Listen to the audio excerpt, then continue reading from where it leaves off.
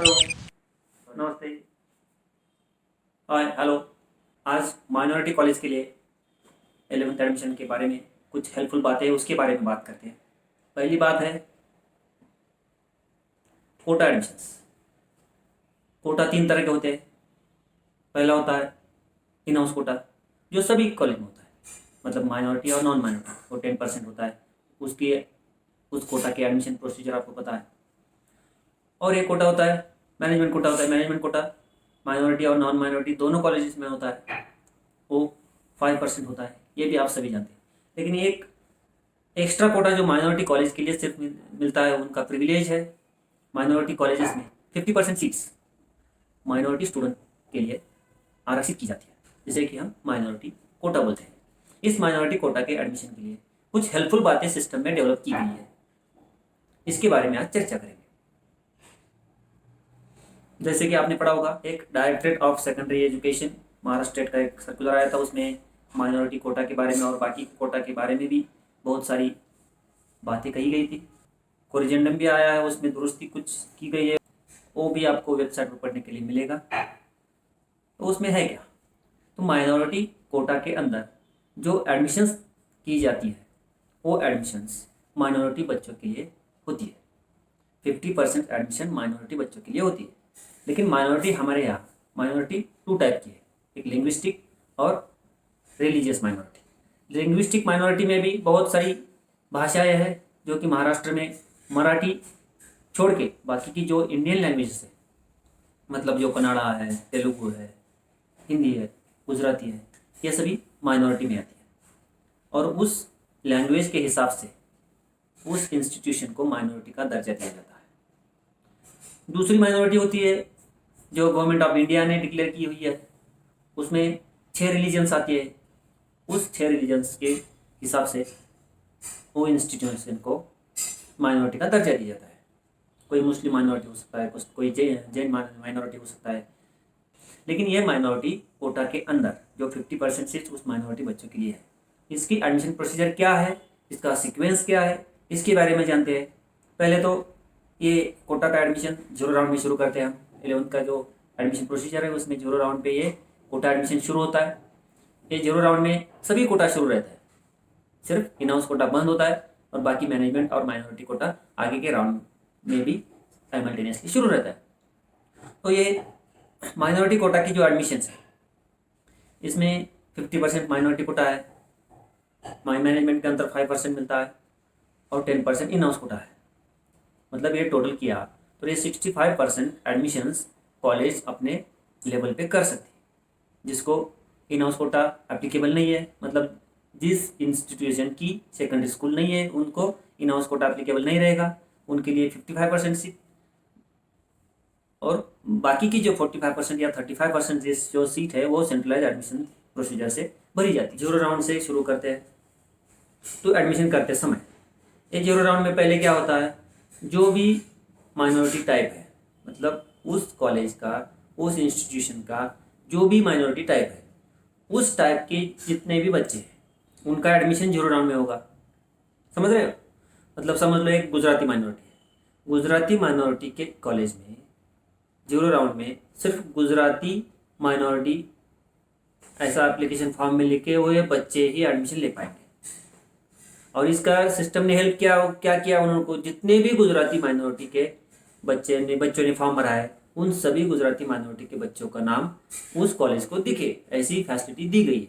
Religious में भी ऐसा रहेगा, जैन माइनॉरिटी को जैन बच्चे दिखेंगे, मुस्लिम माइनॉरिटी को मुस्लिम बच्चे दिखेंगे, जो भी है बुद्धिस्ट माइनॉरिटी को बुद्धिस्ट बच्चे दिखेंगे, हिंदी माइनॉरिटी है तो हिंदी मदर टंग होने वाले बच्चे ही उसको दिखेंगे। ये 0 राउंड में रहेगा। आगे जाके जो स्टेप आने वाला है, जो कि रेगुलर राउंड 1 में आने वाला है, उसमें क्या होने वाला है, इसमें ये जो माइनॉरिटी बच्चों की लिस्ट है वो एक्सपांड होने वाली है। क्या होने वाली है, इसमें एक स्टेप और बढ़ेगी। उसमें क्या, उदाहरण दे के मैं समझाने की कोशिश करता हूँ। समझ लो एक लिंग्विस्टिक माइनॉरिटी है, समझ लो एक कन्नड़ा लिंग्विस्टिक माइनॉरिटी की स्कूल है। उनको 0 राउंड में सभी कन्नड़ा बच्चे दिखे, उन्होंने उनको कांटेक्ट करके एडमिशन भी किए रहेंगे, नहीं किए रहेंगे तो आगे भी कर सकेंगे। लेकिन फर्स्ट प्रेफरेंस उस कन्नड़ा माइनॉरिटी स्कूल में कन्नड़ा बच्चों के लिए रहेगा। उसके बाद उसके बाद क्या है, रेगुलर राउंड 1 में उस माइनॉरिटी को, मतलब कन्नड़ा लिंग्विस्टिक माइनॉरिटी को रेगुलर राउंड 1 में बाकी के लिंग्विस्टिक माइनॉरिटी के बच्चे भी दिखेंगे और उनका भी एडमिशन वो, अगर सीट खाली रहेंगी तो कर पाएंगे। ऐसा ही रिलीजियस माइनॉरिटी के लिए भी होगा। समझ लो एक पारसी माइनॉरिटी है, जोरास्ट्र, तब ये पारसी माइनॉरिटी की जूनियर कॉलेज है। इनको पहले 0 राउंड में क्या हुआ, सिर्फ पारसी बच्चे दिखे। उसके आगे अब रेगुलर राउंड में क्या होगा, उनको पारसी बच्चों के साथ साथ बाकी के रिलीजियस माइनॉरिटी के बच्चे भी दिखेंगे। ये क्या होगा, रेगुलर राउंड 1 में, ये पहला स्टेज है। मतलब लिंग्विस्टिक माइनॉरिटी को बाकी सभी लिंग्विस्टिक के बच्चे दिखेंगे और रिलीजियस माइनॉरिटी को बाकी सब रिलीजियस माइनॉरिटी के बच्चे दिखेंगे और उनका भी एडमिशन वो कर पाएंगे। मतलब ये स्टेप वाइज एक्सपांड होता जाएगा और वैसे वैसे माइनॉरिटी कॉलेज को ये हेल्प करता जाएगा सिस्टम। लेकिन ये एडमिशन पूरी तरह से जूनियर कॉलेज करने वाला है, इसमें सिस्टम का कुछ है नहीं। सिस्टम सिर्फ कॉलेज को हेल्प कर रहा है कि ये जितने बच्चे हैं ये आपको डिस्प्ले हो, वो आप, ताकि आप उनसे कांटेक्ट कर सकें। क्योंकि ये कोविड-19 के सिचुएशन में हम किसी के घर नहीं जा रहे, किसी को कॉलेज नहीं बुला रहे, सभी दूर से है, तो आपको ये बाकी के मेजर्स बाकी के वीडियो में दी हुई है कि कैसे एडमिशन करना है, एप्लीकेशन कैसे लेना है, उनकी मेरिट लिस्ट कैसी लगानी है, ये सब के बारे में पहले हम डिस्कस कर चुके हैं। लेकिन जो माइनॉरिटी के लिए स्टेप वाइज जो स्टेजेस है ये आपको बताना बहुत ज़रूरी है, सभी को पता होना चाहिए, इसलिए ये मैं कोशिश कर रहा हूँ। लिंग्विस्टिक माइनॉरिटी कॉलेज को 0 राउंड में सिर्फ उसी टाइप के बच्चे दिख रहे थे, अब क्या होगा, रेगुलर राउंड 1 में लिंग्विस्टिक माइनॉरिटी को सभी लिंग्विस्टिक बच्चे दिखेंगे और सभी लिंग्विस्टिक बच्चों का एडमिशन वो कर पाएंगे। और रिलीजियस माइनॉरिटी को 0 राउंड में सिर्फ उन्हीं के माइनॉरिटी टाइप के बच्चे दिख रहे थे, रेगुलर राउंड 1 में क्या होगा, रिलीजियस माइनॉरिटी को सभी रिलीजियस माइनॉरिटी के बच्चे दिखेंगे। और इसमें सिस्टम में एक वैलिडेशन है, जो बच्चा उस लिस्ट में दिख रहा है उसी का एडमिशन माइनॉरिटी कोटा के अंदर खुद होता है। सभी कोटा में ऐसा ही है, इन हाउस के लिए भी वैसा है, उनका नाम उसमें दिखता है, वही एडमिशन सिस्टम अलाउ करता है।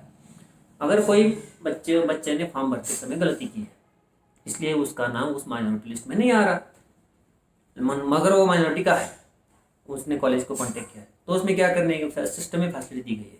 क्या करे, वो बच्चे स्टूडेंट के लॉगिन में उसको कोटा एडमिशन का प्रेफरेंस चेंज करने की फैसिलिटी दी जा चुकी है, वो इजीली चेंज कर सकता है। वो खुद के लॉगिन में जाके माइनॉरिटी कोटा को यस करेगा, खुद की माइनॉरिटी चूज करेगा, जैसे ही वो चूज करेगा, सेव एंड नेक्स्ट करेगा, उस बच्चे का नाम कॉलेज के लॉगिन में रिफ्लेक्ट होना शुरू हो जाएगा। और ये रियल टाइम है, समझे। 0 राउंड में सिर्फ उन्हीं के टाइप, रेगुलर राउंड 1 में थोड़ा एक्सपांड हो रहा है, लिंग्विस्टिक को सभी लिंग्विस्टिक, रिलीजियस को सभी रिलीजियस। अब रेगुलर राउंड 2 में क्या होने वाला है, रेगुलर राउंड 2 में सभी माइनॉरिटी ओपन हो जाएंगी। मतलब सभी माइनॉरिटी कॉलेजेस को सभी टाइप के माइनॉरिटी के बच्चे दिख पाएंगे। मतलब रिलीजियस को रिलीजियस के दिखेंगे और लिंग्विस्टिक के भी दिखेंगे, और लिंग्विस्टिक माइनॉरिटी को लिंग्विस्टिक माइनॉरिटी के बच्चे दिखेंगे और रिलीजियस माइनॉरिटी के भी बच्चे दिखेंगे। समझ रहे। 0 राउंड में जो खुद का टाइप है वो दिख रहा था, जो खुद का टाइप है, अपना माइनॉरिटी टाइप है, वो तो बच्चों का एडमिशन आप कभी भी कर सकते हैं। लेकिन बाकी जो एक्सपांशन धीरे धीरे हो रहा है, सेकंड में पहला स्टेप लिंग्विस्टिक को लिंग्विस्टिक, रिलीजियस को रिलीजियस, ये राउंड 1 में हो गया, रेगुलर राउंड 1 में। रेगुलर राउंड 2 में क्या होगा, रिलीजियस को लिंग्विस्टिक और रिलीजियस दोनों दिखेंगे और लिंग्विस्टिक को लिंग्विस्टिक और रिलीजियस दोनों दिखेंगे। मतलब रेगुलर राउंड 2 में कोई माइनॉरिटी कॉलेज उनके माइनॉरिटी कोटा में से किसी भी माइनॉरिटी का एडमिशन कर पाएगा, ठीक है। लेकिन गवर्नमेंट पॉलिसी के हिसाब से पहला प्रेफरेंस किसको देना है, जो उस प्रॉपर उस माइनॉरिटी टाइप का है, उसको पहले देंगे। बाकी के माइनॉरिटी के हिसाब से, मेरिट लिस्ट के हिसाब से वो एडमिशन दिए जाएंगे। और ये रेगुलर राउंड 3 में क्या होगा, रेगुलर राउंड 3 में ये ऐसा ही ओपन ही रहेगा, सभी माइनॉरिटी के एडमिशन किए जा सके। क्योंकि ये रेगुलर राउंड 3 तक क्यों चलेगा, क्योंकि जब तक रेगुलर राउंड खत्म नहीं होता तब तक माइनॉरिटी कोटा सरेंडर नहीं किया जा सकता। और simultaneously regular round 1, regular round 2, regular round 3 में ये सेंट्रलाइज्ड एडमिशन शुरू रहेंगे। इसमें मेरिट के हिसाब से जो भी बच्चे क्वालिफाई कर रहे हैं उनका भी एडमिशन होता रहेगा। लेकिन कोटा के एडमिशन रेगुलर राउंड 3 तक कॉलेज लेवल पे करते रहना है, अगर रेगुलर राउंड 3 के बाद उस माइनॉरिटी कॉलेज को लगता है कि हम माइनॉरिटी कॉलेज कोटा के सीट्स नहीं भर पा रहे सभी प्रयास करने के बाद भी, तब वो रेगुलर राउंड 3 के बाद सेंट्रलाइज एडमिशन के लिए वो कोटा एडमिशन के सीट्स सरेंडर कर सकते हैं। ये भी ऑप्शन है, उनके ऊपर है, कॉलेज के ऊपर कि कितनी सीट सरेंडर करनी है या नहीं, ये पूरा ऑप्शनल है। ये जैसे कि आप जानते हैं ये वीडियो सिर्फ माइनॉरिटी कॉलेजेस के लिए बनाया जा रहा है, उनको हेल्प हो, उनको इन्फॉर्मेशन पूरी तरह से मिले, उनको इन्फॉर्मेशन सच्ची और ऑथेंटिक मिले, इसके लिए ये मेरा प्रयास है। और इस पर भी अगर कोई और जानकारी चाहिए और कोई क्वेरी है तो आप कमेंट में दे सकते हैं। कॉलेज रजिस्ट्रेशन में आपने जो इन्फॉर्मेशन फॉर्म में भरी थी, मतलब आपका एड्रेस, स्ट्रीम्स, मीडियम वगैरह वगैरह बहुत बड़ा, लेकिन और अभी एक विंडो खुली रहेंगी आपको कि कॉलेज एडमिशन के लिए जो प्रोसीजर है, आपकी वेबसाइट डालनी है, आपको अगर गूगल फॉर्म है, आपका अगर फ़ोन नंबर है, व्हाट्सएप नंबर है, वो आप सिस्टम पे डाल सकते हो और जो उसका डिस्क्रिप्शन आपको लिखना है वो बच्चों को डिस्प्ले करेगा। ये सभी के लिए, माइनॉरिटी और बाकी के लिए भी। जैसे ही अलॉटमेंट होगा तो स्टूडेंट के अलॉटमेंट लेटर में ये डिटेल्स कॉलेज का दिख पाएगा, मतलब एडमिशन प्रोसीजर के लिए जो भी डिटेल्स आपने अभी भर सकते हैं। कॉलेज लॉगिन में जाके ये एडमिशन डिटेल्स आपको भरना है, बच्चे को समझ में आएगा कि ये इस कॉलेज का एडमिशन किस तरह से होने वाला है, वेबसाइट से होने वाला है, व्हाट्सएप से होने वाला है, पेमेंट कैसे करना है, ये सब प्रोसीजर आपको सिस्टम पे अपलोड करनी है। डिस्क्रिप्शन सिर्फ एक विंडो है, उसमें लिखना है और ये लिखने के बाद एक बच्चे को हेल्प होगा और आपको भी मदद मिलेगी। अल्पसंख्याक संस्थांनी विहित कालमर्यादेत गुणवत्तेनुसार पारदर्शक प्रक्रियेद्वारे त्यांना प्राप्त असलेल्या अल्पसंख्याक दर्जाच्या समूहाच्या सर्व प्राप्त अल्पसंख्याक विद्यार्थ्यांना प्रवेश दिले पाहिजेत आणि कोणताही पात्र अल्पसंख्याक विद्यार्थ्याचा अर्ज संस्थेने नाकारता कामा नये। इस पर हमने पहले ही डिस्कशन किया है कि जो माइनॉरिटी का टाइप है, उस माइनॉरिटी का बच्चा अगर आता है उसको पहला प्रेफरेंस देना चाहिए और बाकी के धीरे धीरे खुल रहे हैं। जीरो राउंड में कुछ नहीं खुल रहा था, रेगुलर राउंड में पहला डोर खुल रहा है, थोड़ा एक्सपांशन हो रहा, सेकंड राउंड में, रेगुलर राउंड सेकंड में पूरी माइनॉरिटी के बच्चों खुल रहे, ऐसा खुलता रहा है और माइनॉरिटी के कॉलेज के लिए एडमिशन के लिए ये हेल्पफुल रहने वाला है। हाँ, और ये एडमिशन का समय क्या है, मतलब जीरो राउंड में सिर्फ कोटा एडमिशन था, इसके लिए आपको समय दिया था कि ये 10 दिनों में आपको स्टूडेंट के एप्लीकेशन मंगाने, मेरिट लिस्ट लगानी है और एडमिशन करनी। लेकिन आगे जाके आगे के राउंड में क्या होने वाला है, अभी समझो रेगुलर राउंड 1 चल रहा है, अब क्या है, तो मेरिट लिस्ट लगने पर सभी ऑप्शन फॉर्म, बाकी के एडमिशन प्रोसेस स्टॉप करनी पड़ती है, क्योंकि ये डेटा प्रोसेसिंग शुरू होता है, डेटा प्रोसेसिंग में बाकी सभी प्रोसेस बंद होते हैं। तो इस समय कोटा एडमिशन क्या करें, कोटा एडमिशन नहीं कर सकते इस समय, लेकिन कोटा एडमिशन के लिए एप्लीकेशन मंगा सकते हैं। समझ लो ये रेगुलर राउंड का अलॉटमेंट 30 अगस्त को है, तो 30 अगस्त तक डेटा प्रोसेसिंग चलने वाला है, तब तक कुछ एडमिशन नहीं हो सकता, कोई फॉर्म नहीं भर सकता। तो स्टूडेंट्स कोटा एडमिशन के लिए अप्लाई कर सकते हैं, कॉलेजेस एप्लीकेशन लेके मेरिट लिस्ट लगा सकते हैं और 30 अगस्त के दिन अलॉटमेंट के बाद 31 अगस्त से एडमिशन शुरू होगा। उसी समय कोटा का एडमिशन भी सिस्टम पे अपलोड करना शुरू हो जाएगा। मतलब बीच में जो डेटा प्रोसेसिंग का समय है, इस डेटा प्रोसेसिंग के समय में आप एप्लीकेशन मंगा सकते हैं, मेरिट लिस्ट लगा सकते हैं, ये सब कुछ होने वाला है। जैसे कि आप सभी जानते होंगे OTP, जो कोटा एडमिशन के लिए जो OTP लग रहा था पहले, वो अभी रद्द कर दिया है। मतलब क्या, कोटा एडमिशन करने की पूरी जिम्मेदारी उस जूनियर कॉलेज के ऊपर है, उनको ही उस स्टूडेंट से कांटेक्ट करना है और स्टूडेंट के कंसेंट के बिना एडमिशन नहीं करना है। यही था OTP का पर्पज ही, यही था। 1 टाइम कोड फॉर कंसेंट वो था कि स्टूडेंट का कंसेंट लिया जाए कि मेरा एडमिशन कोटा में करना है या नहीं, इसके लिए वो था। तो ये पर्पज अभी जूनियर कॉलेज खुद पूरा करेंगे। लेकिन एडमिशन कैंसिल करने के लिए, वो कोटा का एडमिशन हो या सेंट्रलाइज का, वो एडमिशन कैंसिल करने के लिए OTP जारी रहेगा। OTP के बिना किसी भी स्टूडेंट का एडमिशन कैंसिल नहीं किया जा सकेगा।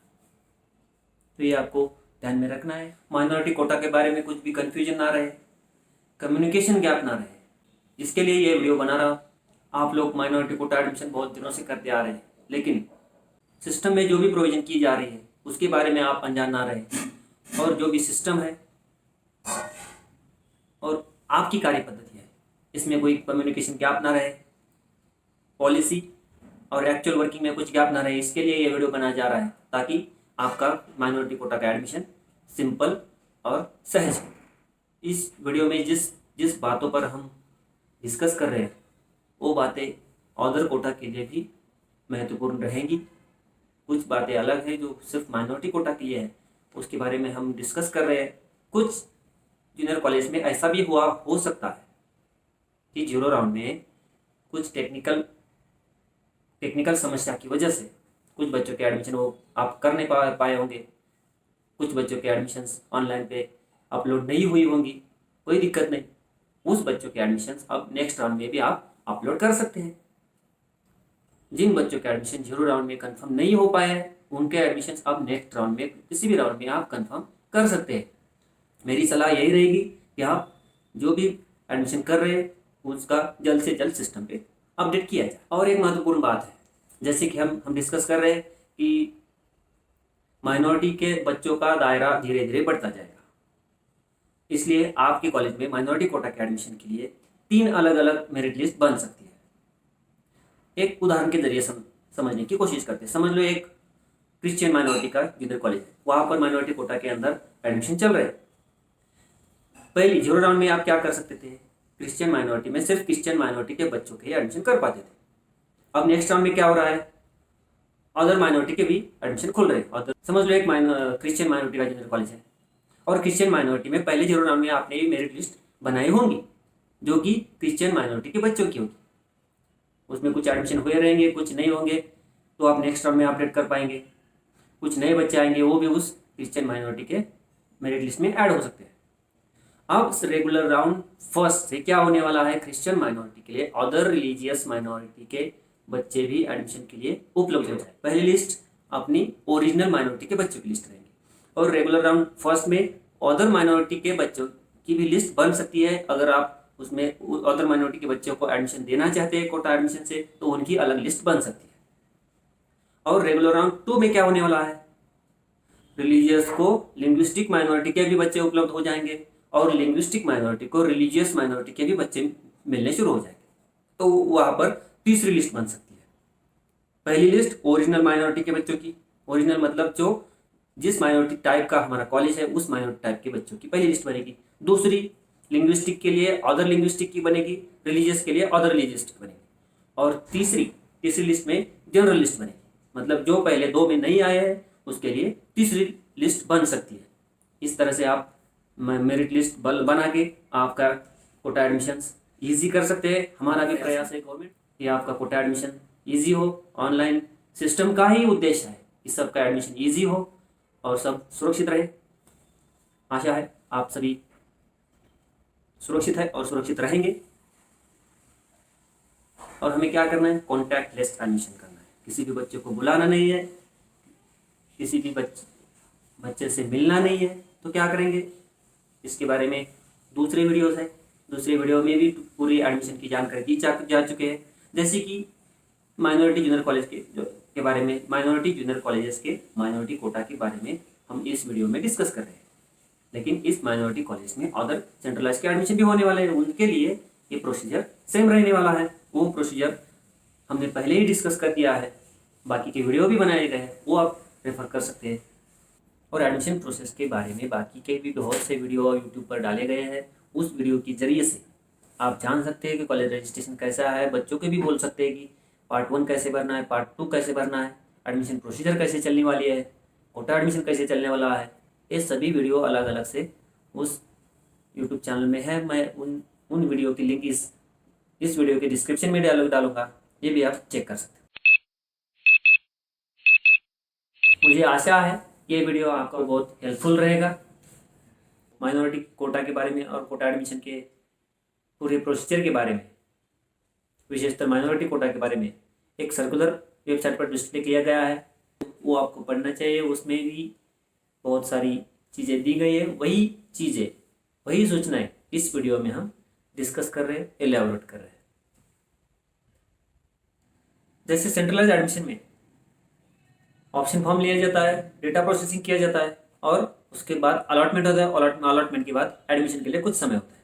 उसी तरह कोटा एडमिशन के लिए भी प्रोसीजर होनी चाहिए, कॉलेज के स्तर पे ही होना चाहिए। पहले एप्लीकेशन मंगाए, उसके बाद मेरिट लिस्ट डिस्प्ले करे और एडमिशन का समय जब सेंट्रलाइज का एडमिशन का समय होता है उसी समय कोटा का भी एडमिशन करना है। मतलब ऐसे ही स्टेप अगर जूनियर कॉलेज फॉलो करेंगे तो ये अच्छा होने वाला है, स्टूडेंट के लिए भी हेल्पफुल होने वाला है।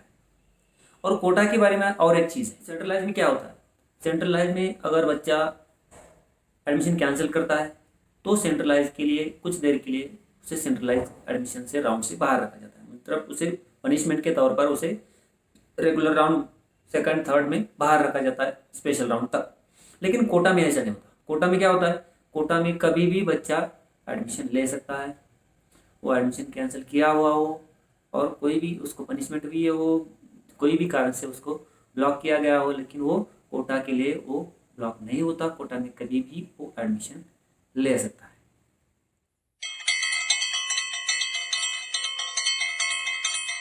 नमस्ते, थैंक यू, सी यू, धन्यवाद।